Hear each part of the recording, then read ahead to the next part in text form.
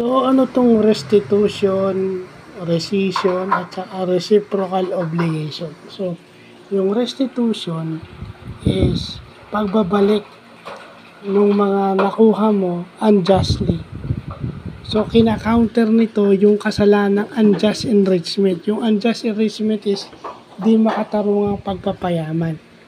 So, ano itong rescission? Rescission is yung it never existed. Kumbaga, balik kayo sa dati.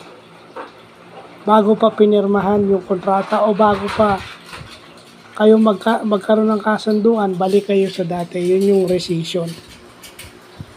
Pag sinabi mo namang reciprocal obligation, yun yung obligasyon nyo sa isa't isa. So, ibig sabihin, pag pumirma kayo sa kontrata, dalawang partido obligadong sundin yung obligasyon na yun. Kung nagbigay siya ng ganitong amount, yung kabilang parte rin magbibigay ng ganung amount. Depende sa napag-usapan. So, yun. Yun yung mga importante yung natututunan natin under Article 22 of the Civil Code, under Article 1191 of the Civil Code, under the Revised Penal Code, Article 105. So, yun yung mga importante, no? Kasi sa business, sa contract laws, importante yan.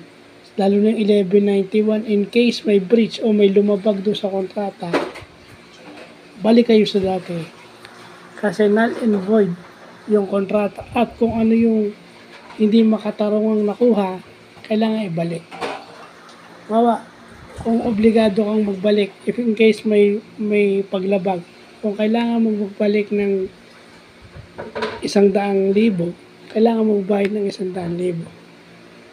So, yun lang po.